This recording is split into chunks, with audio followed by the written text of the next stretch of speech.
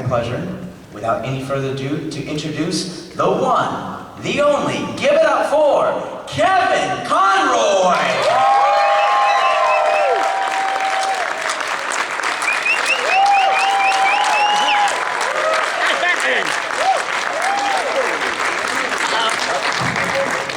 I am vengeance. I am the knight. I am the knight. I'm Batman. I am Batman. All right, that's our convention, everybody. Thank you so much. How are you doing today? Great. Great. Great. Yeah. Well, thanks for. It's a little steamy here. It really. That's Florida. That's Florida. Welcome to Florida. And you've been to Tampa plenty of times. In fact, you're a Comic-Con veteran for all across the U.S. I've done a lot of them. You ever just go by yourself, like just as Kevin? I haven't. The thing I love about doing Comic-Cons, the reason I like to do them is because when you work as a, well look, the reason I got into acting was to be a stage actor. That's where I started out. I went to Juilliard, I did a lot of off-Broadway in New York, Broadway. And the reason I got into acting was because of that sense of live performance. When you perform on stage, there's a communication that happens with the audience. And I'm very comfortable with that, and I love that. I love the feedback from the crowd. And when you do voice work, you go into a booth and you perform for no one. You're just performing for the other actors. You know, you work with wonderful people, but you never get that feedback from the audience. And I've been doing that for 27 years.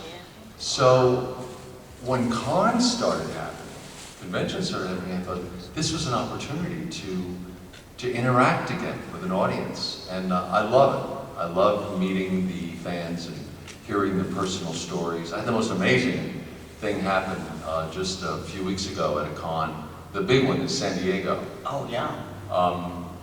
Hall H in San Diego holds like 4,000 people. It's a massive convention. It's the largest convention hall there.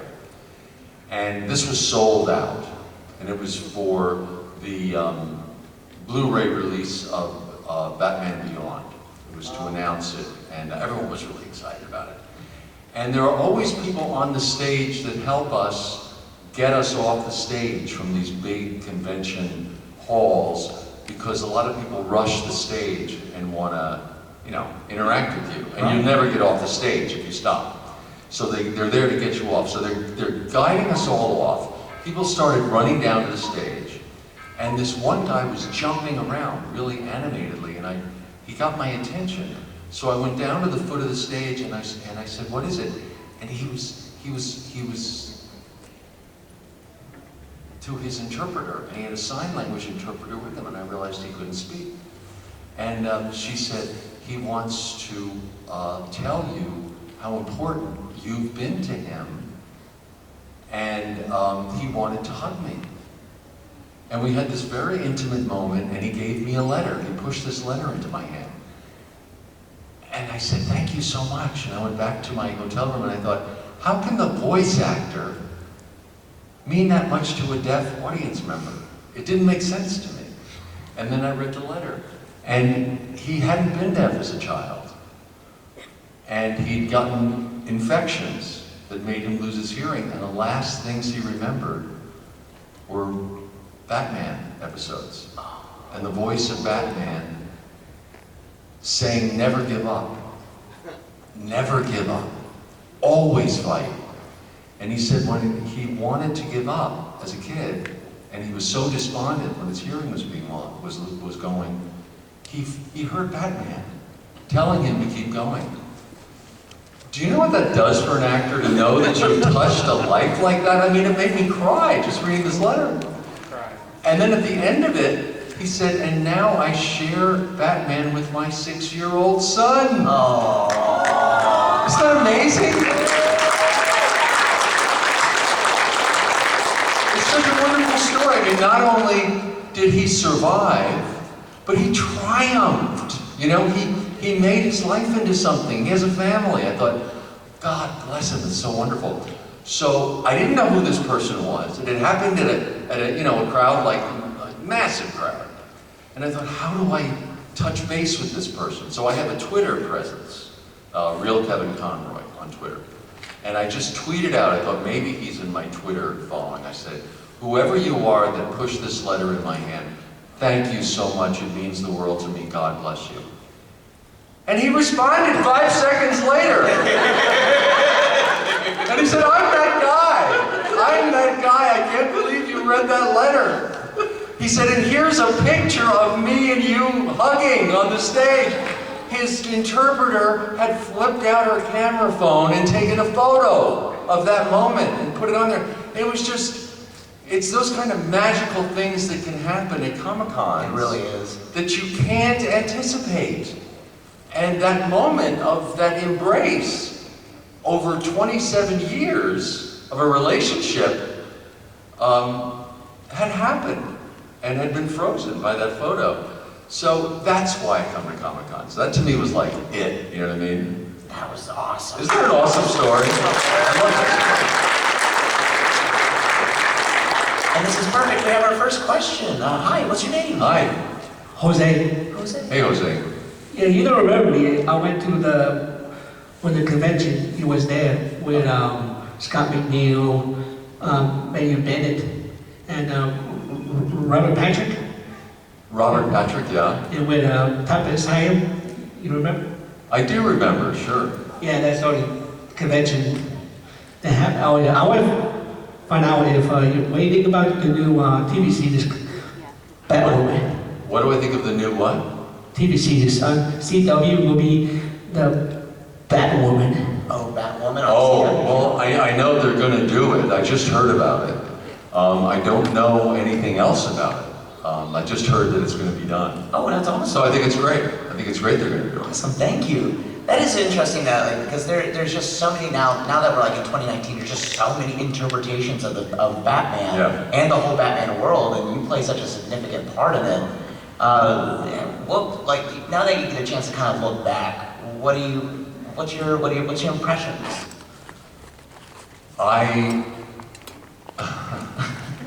I stumbled into this world. I really did. I was a stage actor. I trained at Juilliard to do Shakespeare and the Greeks. I trained to do classic theater. I trained for a 19th century career in the 20th century. How stupid can you be? I was training for something that didn't exist anymore. But I was working, I went to school with people like Robin Williams and Kelsey Grammer, and Kevin Kline had been there a few years before, Patti LuPone, Mandy Patinkin. I mean, it's amazing actors, Christine Baranski. Christopher Reeve was there at the same time as me. It was just, it's so, actually, it's so interesting that was my background, that was my training ground, that was my world that I was comfortable with. And then I was called in to audition for a new animated show at Warner Brothers.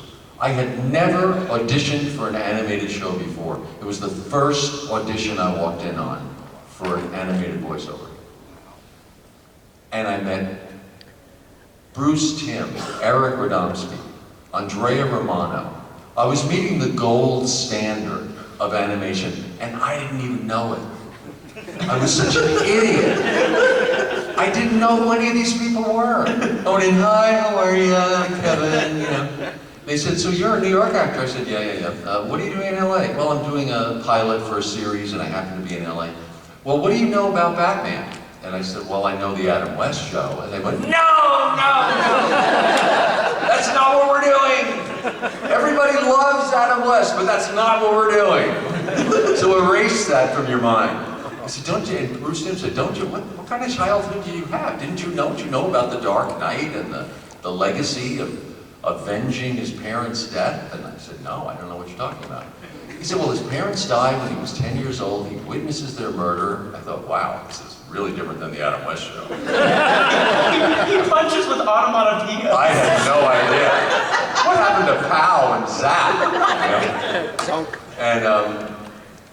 And he's living in his life to avenge their deaths, and he lives in a cave, and he has a double identity, and he and I said, well, I said, you're telling the Hamlet story. You realize that? This is Hamlet. And he said, well, no one said that before. So it was interesting that this is just fate. I happened to be, the actor that I was, that classical stage actor, came into this random audition, was described this classic hero, put him in terms of what I knew, which was Hamlet, Orestes, Achilles, and it just put me into this very dark, broody place. I wasn't approaching it like a cartoon. I was approaching it like the tragedy of this man's life, and how it would distort him, how it would change him, how Batman would become who he really is in his soul, not a suit he puts on, but who he became to cope with the world, watching his parents be murdered. The performance, I realized, was Bruce Wayne, putting on a suit, pretending to be normal, pretending to be happy. That's the performance. When he's alone, he's Batman. That's the darkness, that's the underbelly. And the audience, I was hired on the spot, because it made sense to approach him like a classic hero, a classic tragic hero. And I think they'd seen over 500 people for the role. Andrea Romano told me they'd been looking for months. And I think probably most of the people who'd come in before had approached it like a cartoon character. And it was out of pure ignorance that I approached it from what I knew, which was classic theater. And it was the perfect role for that. That wouldn't have been the perfect performance for Superman, probably, or Spider-Man, you know what I mean? But for Batman, it's perfect. So, I'm a very lucky idiot who worked very hard to get to that point, but I stumbled into the right audition. Wow, that whole response gave me goosebumps. Good! Especially when you say certain words. Yes, we have another question. Hi, what's your name? Stephen Baldino, pleasure to meet you. Hi, Stephen. It's funny you mentioned your background. It turns out I have a somewhat similar background to you, and much less illustrious. I got into theater in high school, got a theater degree from a liberal arts college. Great. Trained for stage theater. I've recently gotten into voiceover. I just finished my first job.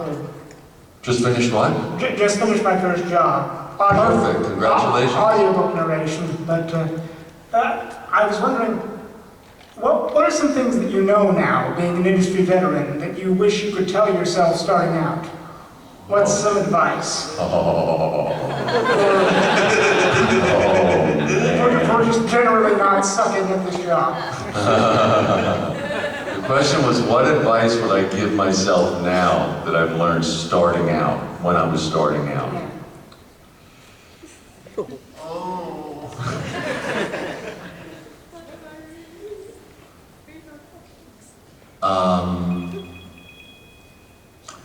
Not to be so worried about impressing people. Not being so worried about what other people think. Being brave enough to truly be myself. Acting is about exposing yourself. The actors you respond to are the ones who open their heart up, either on stage or on film, and let you see something very naked and intimate about them. Those are the people you respond to. Those are the performances. All they can teach you in acting school, really, is how to open up, how to make yourself vulnerable, how to allow yourself to fail and not kill yourself for it. And I was always trying in school to impress my teachers. I was always trying to impress my classmates. Look, if you've got Robin Williams in the room with you, doing a genius old man, you don't want to fail. You want to do a genius old man. You know, you want to be as good as him. So I was always trying to impress people. And it wasn't until I got older that I realized, you've got to let that go and really expose who you are, warts and all. The ugly and the beautiful. And say, this is me. This is who I am. And then the audience will go to you. Because that's fascinating. That's why when you're on stage, I don't know if you've ever heard this, no one wants to act with children or animals. Because they're always more interesting than anything. Because they're always more interesting than anything you can do. Because they're being so honest. They can't help but be honest. They're animals. You know, they're children. They don't know yet how to lie. They're just going to behave. So your eye goes to them because it's fascinating. Well, the reason your eye's going to them is because they're so honest. So as an adult, I would tell myself starting out, don't try to impress people so much. Be you, because as ugly as you think you are, as big of an idiot as you think you are, that's the most interesting thing about you. The fact that you're a human being. Thank you, sir. It's a pleasure. Sure, good talking to you. Thank you. Hello. Hi. Well, you said how, I guess you got into the Batman part, but after that with, I guess, other roles for Batman and other shows, how were those presented to you, and how did you approach them now that you felt more familiar with the character? Well, it's interesting. A lot of people ask how I evolved in the character over 27, 28 years, how it changed. And my answer is always it didn't. What it did was get deeper. I have a theory. You may or not. You may agree with me. You may not. It's just my own personal thing. I think I can tell someone is lying to me by their voice a lot faster than I can tell by their face. Someone can give me a poker face, but I can always hear their voice lying. And I think that if I was to lie as Batman, to phone it in, to not really perform the character, to not really live him, you all would hear it in a heartbeat. Because I know Andrea Romano does. If I'm not really 100% there, she goes, stop! Come on, Kevin, let's try it again. Let's try it again. And she brings me back. So the trick for me over all these years has been not how he changes, but how you keep him fresh, how you keep it alive. And I think my theater background really helps me that way, because half the trick in acting on stage is creating the role. The other half is doing it 8 times a week for a year. Once you've created the character, the audience that comes 6 months later has paid the same amount for their ticket as the audience that came opening night. So they've got to get the same show. So how do you keep it alive? How do you not let it get stale? There are just ways actors develop. One thing is never playing for results, always playing through the emotions of the character, and you let the results just happen. And if you let the results just happen, they'll always be spontaneous. And then the audience gets to see you going through that thinking process, and then it's always fresh. So there are little things you learn in theater. So I think that really serviced me over the 28 years. The trick was to keep it fresh and to, if anything, have it deepened. And Bruce Timm said the most wonderful thing to me recently when we were doing the Harley Quinn movie. Yeah. He was like, you know, we were thinking of getting someone younger because you're not young anymore. I said, thanks, Bruce. He said, but you're incredible. He said, you're just as good as you were 27 years ago. He said, it's even better. So that was wonderful that he said that. Well, I can agree more. Thank you so much. Thank you. Thank you. Let's get one more over here. Oh, we got it. Oh, yes, right over there. Hello. Hi. My name's Randy. Big fan. Nice to Thank you. So my question is, as having a little bit of a theater background and wanting to get into more of voice acting, because you don't have that energy you were talking about and connecting with other people, a live audience, how do you create that kind of energy for yourself when it's just you? Boy. And do you use like visualization to create getting in there? I'm just curious about that. That's a really good question. She's asking, how do you, since you don't have the audience energy, how do you create that energy in a booth? Well, the wonderful thing is, at Warner Brothers, uniquely, they always want the other actors there. So, like when I'm doing something with Mark Hamill or Tara Strong or anyone, any of the actors, Roddy McDowell, they're there. And so the bookings are like a 6 or 8 character radio play. And I always think that acting is as much acting as it is reacting. You can only be really as good as the person who's feeding you. And I wish all of you, the thing I love about Mark Hamill so much is he's so generous. Not only is he brilliant, but he's so generous. He gives you so much. And he loves watching other actors. He loves actors. There's no ego with him. And Andrea tends to cast actors like that. So that when you get in that group room, there's an incredible amount of give from everyone. So you're getting so much to react to that it pulls the performance out of you. You can't help but be good, you know? If someone's giving that, this is Mark watching other actors perform. I am not exaggerating. This is what, if you look over and watch him, this is what you'll see in the booth. It looks like a cartoon. It's like a kid looking at Christmas. He loves watching actors work. He just loves it. So he gives you so much, and all the actors do. That's what happens in the group records at Warner Brothers, which is great. Now, the question you had is really, really a wonderful one, because when you do games like the Arkham games, which are amazing and I'm really proud of, to actually create them, you have to be alone because of the way the science of creating the algorithms, the way the games are created. Depending on the way you play the game, you're going down a whole different rabbit hole, you know? So everything has to be totally separate. So you have to record separately. And Arkham Knight, for example, I think I always get this number wrong. I think it was 27,000 lines of dialogue, something like that. Wow. It was tens of thousands of lines of dialogue, 90% of which were me.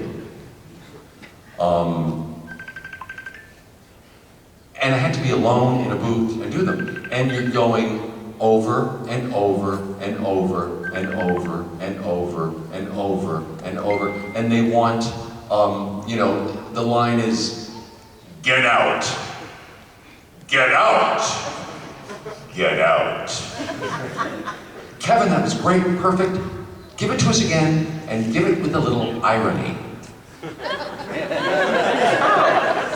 Get out. Get out. Get out. Perfect. Keep the irony, and now give us a smile. Huh? I'm not making it up. By the end of the day, you're saying, get out. What language am I speaking? It's so crazy because you're keeping the character alive. You're keeping Batman alive. You're still, you know, remembering the childhood trauma that created the character. But you're also thinking, okay, now he's running down a corridor and he's being chased by a giant squid, and the squid is spewing poison ink at him, and he's ducking the poison ink, and he's saying, "Get out." I mean, it's crazy.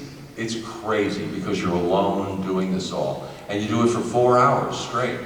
And then they give you an hour for lunch, and then you do another 4 hours. And Arkham Knight took 2 years of that to create, that one game. That's why Arkham Origins came out in the middle of all that with a different cast, because we were all creating Arkham Knight. We didn't even know about Arkham Origins. The people doing Arkham City, Arkham Asylum, and Arkham Knight were all the same group, that trilogy. But Arkham Knight was taking so long, they stuck in Arkham Origins just to keep the audience interested, because it was taking so long. Well, I didn't even know it existed. So it is incredibly challenging to be in a vacuum and have to completely feed yourself and your own creativity, your own sense of reality, you're drawing on everything you know as an actor, every trick you have as an actor, to feed yourself, because there's no one else there to do it for you. And the reason they ask you for all those different readings of various things is because they usually don't know exactly what they want. And they want to have dozens of choices in the post-production to be able to choose. And you're going to give them, you're going to make them realize what they want when you do it. They're going to go, that's perfect, that's it. But they wouldn't have been able to describe it to you. So doing the games is like root canal. It's so unpleasant an experience. You're just drained. But then at the end of it, when I go and I watch Arkham Knight and I watch and I play the game and I watch the experience, I think, that's me, that's my performance. I'm so proud of it, you know? But the process is not anything that any acting school could train you for. It's another animal. It's weird. So it's a really good question. Thank you so much. Sure. Now get out. Now get out. Hi there. What's your name? Hi, my name is Kevin as well. Nice to meet you. Kevin. Yes, we had a Kevin moment down on the floor. Yeah, it was great. Going back to you and Mark Hamill's relationship, I guess. I know you two worked on a lot of projects together, which iconically was like my childhood growing up, ever since I was like maybe 3 or 4 years old, because I know like when I was born, you just started your career, so it was great watching you two like work together all the time. But my question is kind of like a multi-question in a way. What is your like first impression when you guys met, and then how is your relationship still going till today? I have limitless respect for Mark Hamill.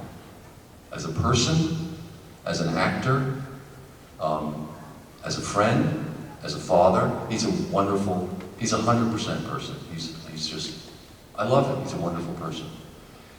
And he's a wonderful actor. What was my impression when they told me he was going to do Joker? I said, seriously? Luke Skywalker? Because they used Tim Curry for I don't know if any of you realize this, but the first like 6 episodes of the series, Tim Curry did the voice of the Joker.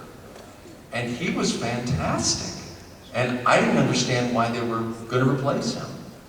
And then Mark Hamill was coming in. Luke Skywalker, I thought, this is nuts.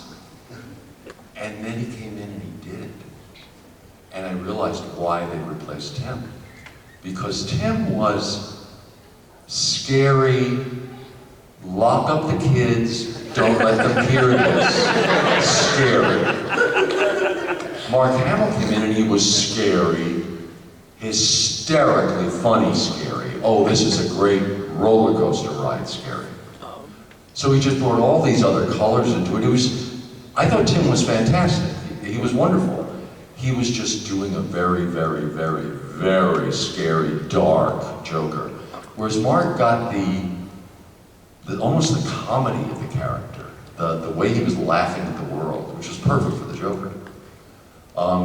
So to me, Mark is my Joker. He is the Joker. But I also think that the way different actors, it's an interesting question because I think the way different actors have played it is a great example of how different actors can interpret roles. I thought Mark, and I still think Mark is my Joker. He's the ultimate Joker. And then I saw Heath Ledger do it. I thought, wow, this is a whole different kind of crazy. He's not better than Mark, but he's just another planet crazy. This is fantastic. And then Troy Baker comes along. And even Mark loves what Troy does. It's just another planet of crazy, you know?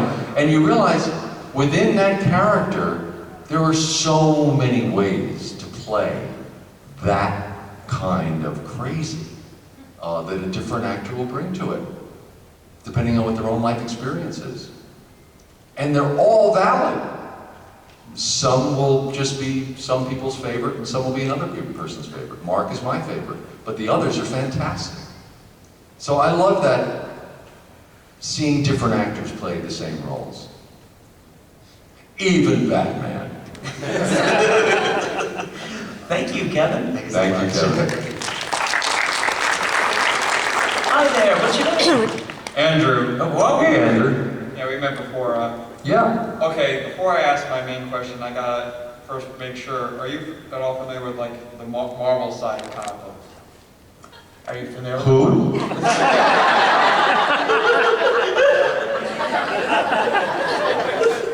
Marvel? I like her. Is it like Carvel ice cream? Yeah, yeah. It's like Carvel, but much better. Yeah, oh yeah. Yeah, a little. Okay, well then would you be familiar with a character from Marvel that can even rival DC for dark, being Carnage? Are you familiar with Carnage at all? I'm not that familiar with the Marvel characters, to tell you the truth. Okay, well basically, I'll give you a short thing. Carnage is a symbiote into a serial killer who likes to kill for the sake of killing. He will look up your name, and if he thinks your name sounds funny, he'll go and kill you just because he can. He views laws as absurd, you don't need to follow them, and he thinks order is just a lie created by television. He thinks the ultimate freedom is murder.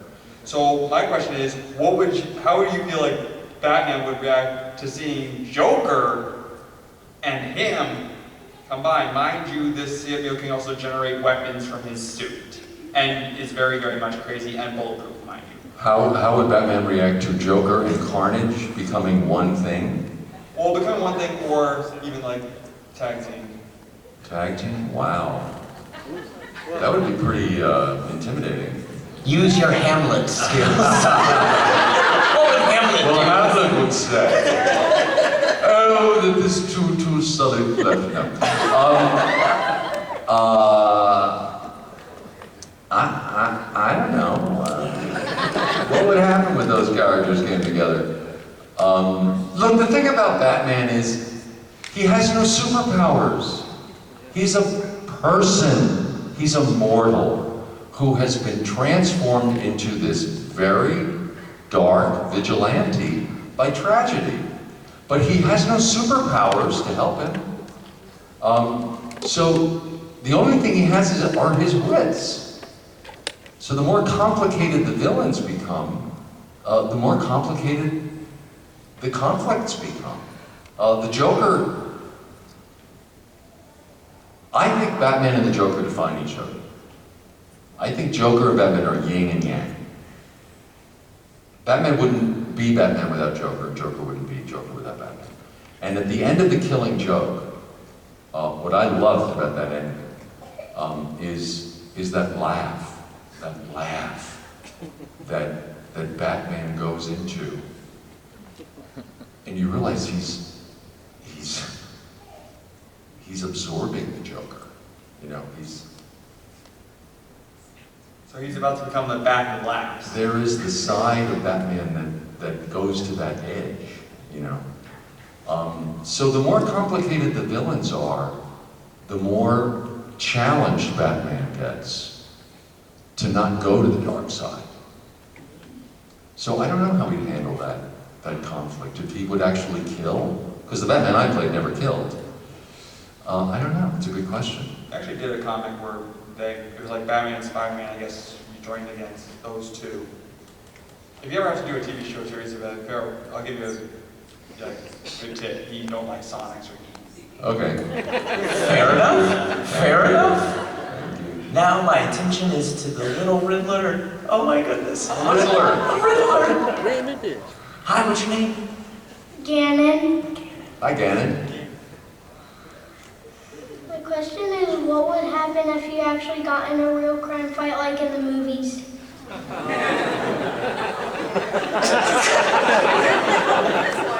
Well, let me tell you again. I'd kick some serious butt. I don't know. If I got into a real fight like in the movies, that's pretty scary. If it makes it easier, you can fight me. No. I'm Batman. I don't know. It's a good question. I work out. I'm in pretty good shape. I don't know. That's a good question. Do you think he could hold his own?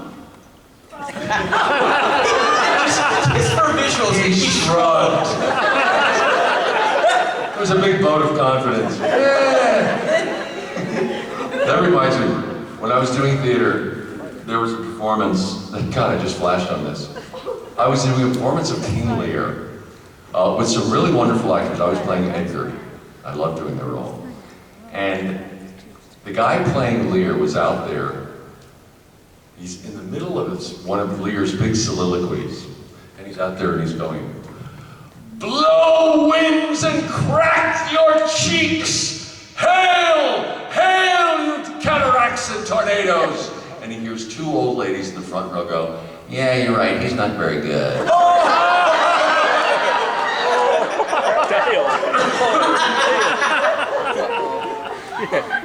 And he had to go on.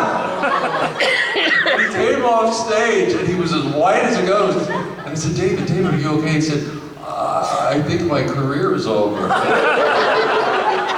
Can you imagine? In the middle of one of these, Lear is cursing out the elements. Yeah, you're right, he's not very good. You don't think we can hear you out in the audience. A lot of audiences think this is like a big TV screen. Yeah. And we hear what you're saying, Not just the cataracts and tornadoes that blow. Yeah. Thank you, Gannon. Thank you, Gannon. Hello.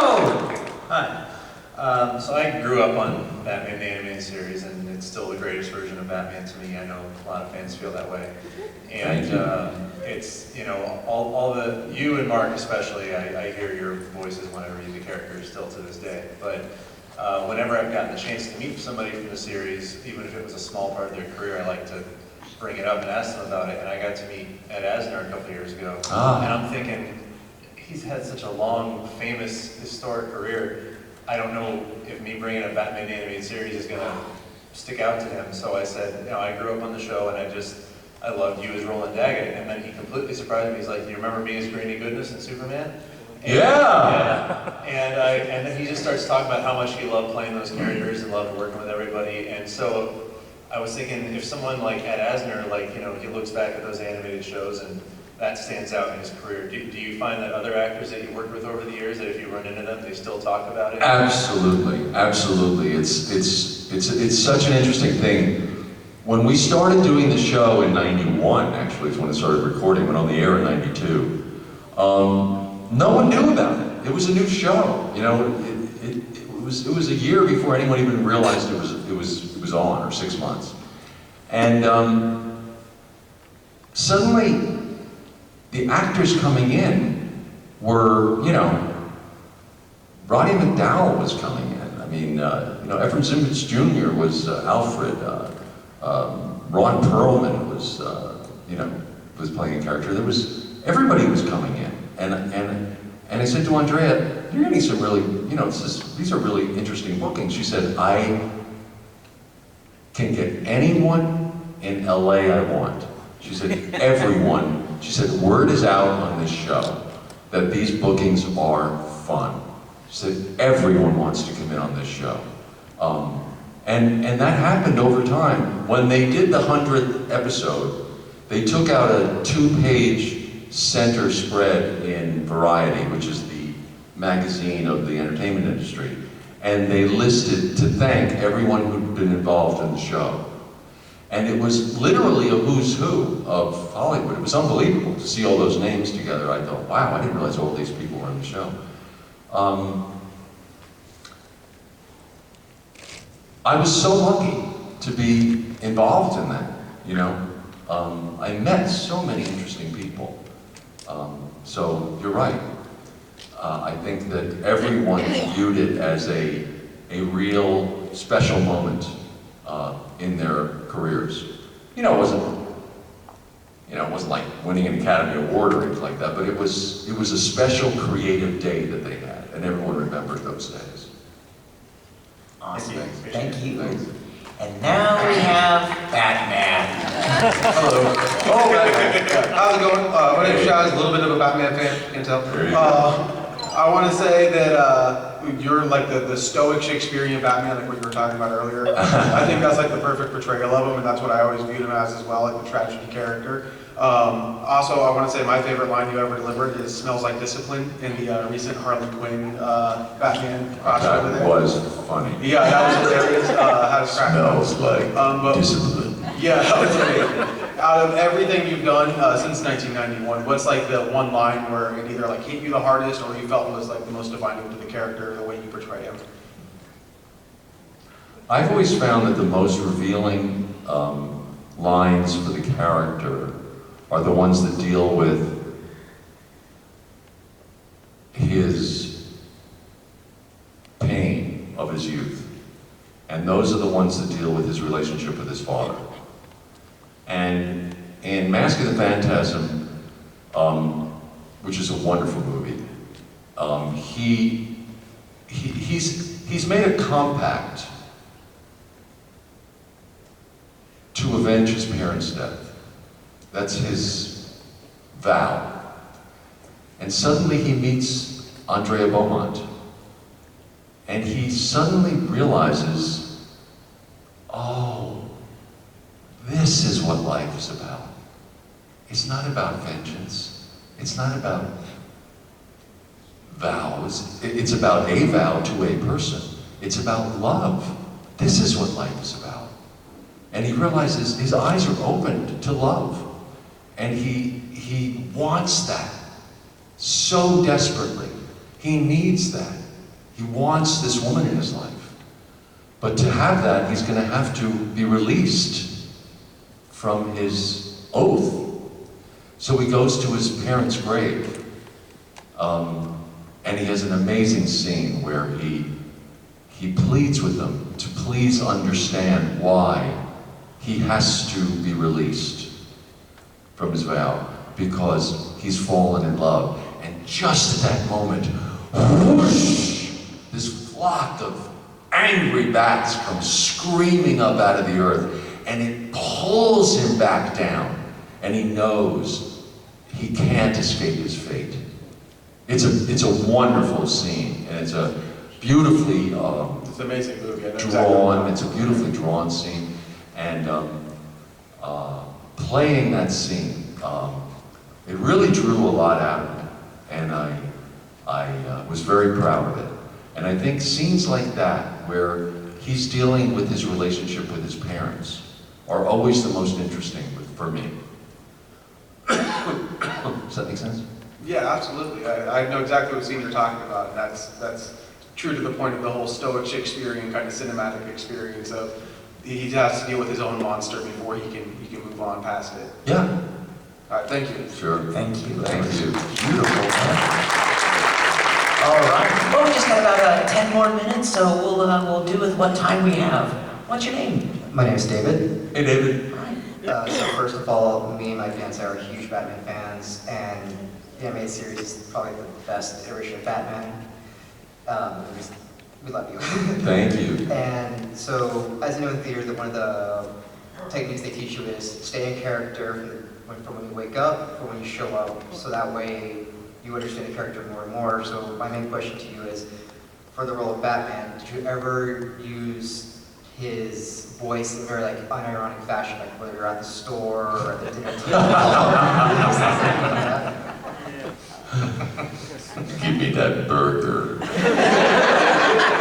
Now. What's your favorite psychological horror movie? Get Out. The Shining. No, I keep a firm line between me and my characters. I haven't used the voice anywhere else. You ever been recognized though? Like, is anyone like out in the wild? Even when you're not like using it, has anyone just went, Batman? I said out in the wild. I know what I said. Yeah, when I'm grazing out in the back And here we see Kevin grazing in the pasture.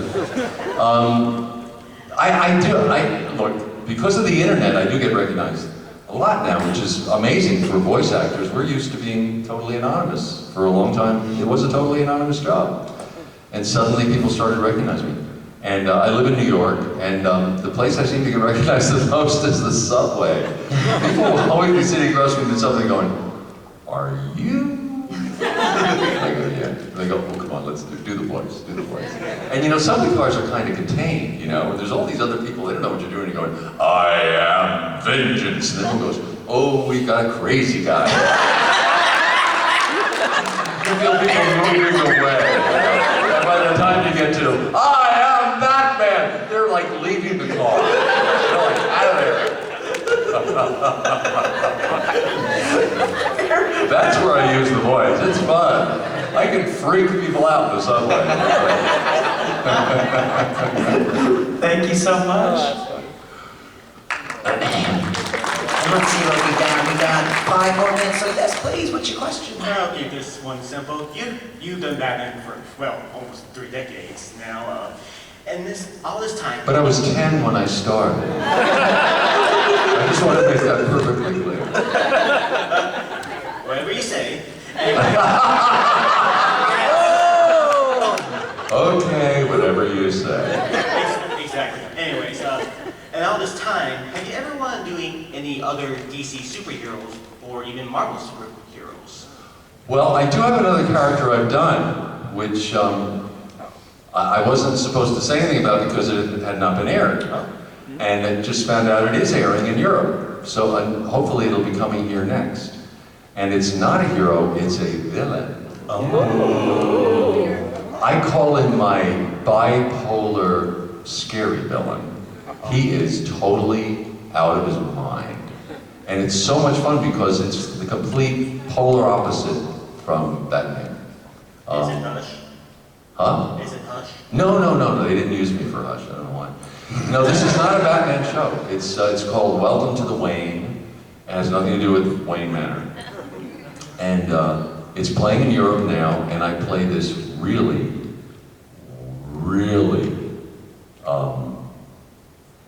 crazed. It's like Joker off his meds. I mean, wow. He's out there. And it's so much fun because I think you'll all really enjoy it because it's a complete other kind of realm of my acting. So it's fun, I'm really happy about it. Another hero I want to play, I don't know. I think I could do Wolverine pretty well. That'd be pretty cool. I couldn't do Superman because I'm just too interesting, you know.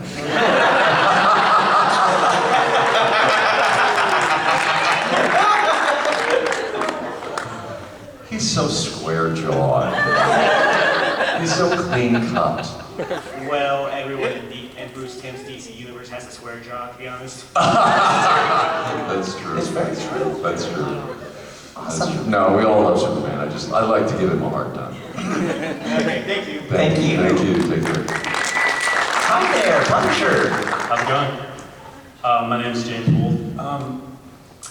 I've been thinking for the past couple of days of what questions I could possibly ask, and I didn't come up with one until I was in this lunch just now.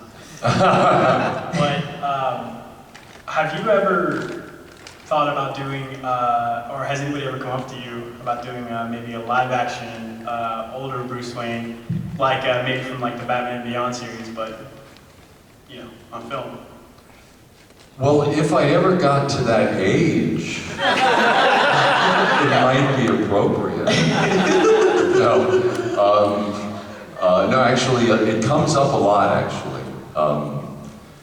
People do bring it up a lot, and I would love to do it. It would be fun to do an older Bruce Wayne in a Batman Beyond thing. But, you know, they haven't done a Batman Beyond game, they haven't done a Batman Beyond movie. I wish they would.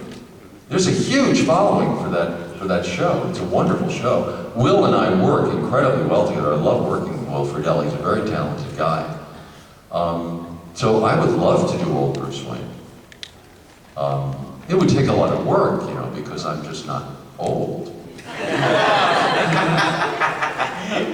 Thank you so much. Thank you. Hi there. Hi, I'm pretty much up here just because I got tongue-tied when I was getting your autograph, and I'd just like to say that, I mean, when I was 8 years old, I still remember the first week of watching those first string of episodes of Batman the Animated Series, and it just made such an impact on me, and, you know, you are Batman, plain and Thank simple. you so much. And Batman Master of the Phantasm is definitely, without a doubt, my favorite of the films. Thank you so much. You know, you just made me remember, it's so true that childhood experience of first seeing those shows. As an adult, you know, I was in my 30s when I started doing the show. We record, many of you may not realize this, we record them like a radio play, like I was saying, but we get the scripts first, and then the recordings go off to the artists, and they paint to our recordings. And then they come back, and there's a process called ADR, when the audio and the visual are synced up.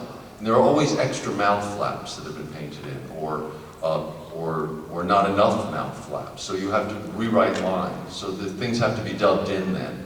But 95% of the show is done, but they need like that 5% synced up and cleaned up. So the first time we saw anything was 6 months after starting to do it, back in '91.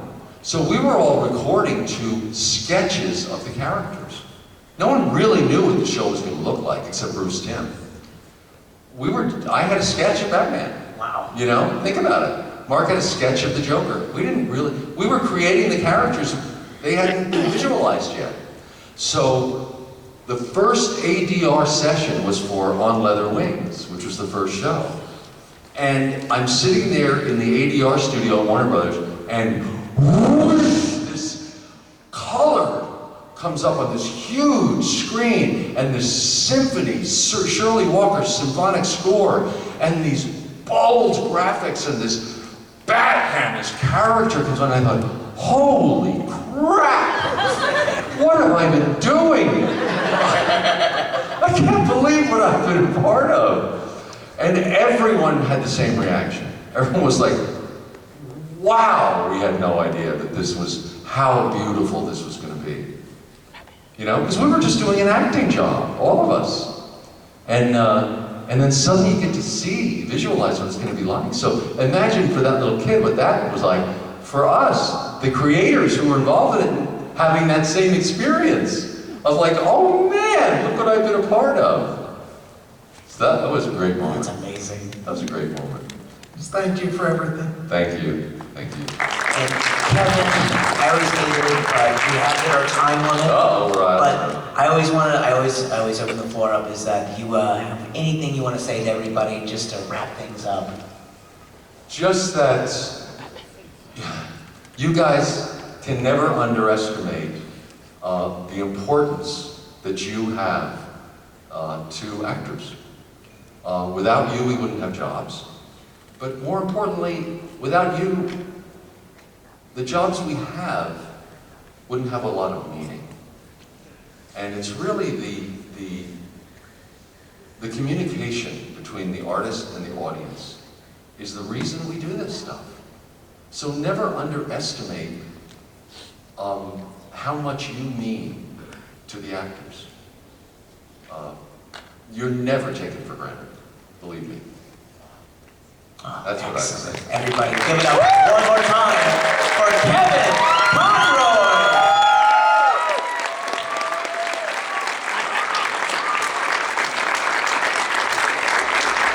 Enjoy the rest of your con. Excited.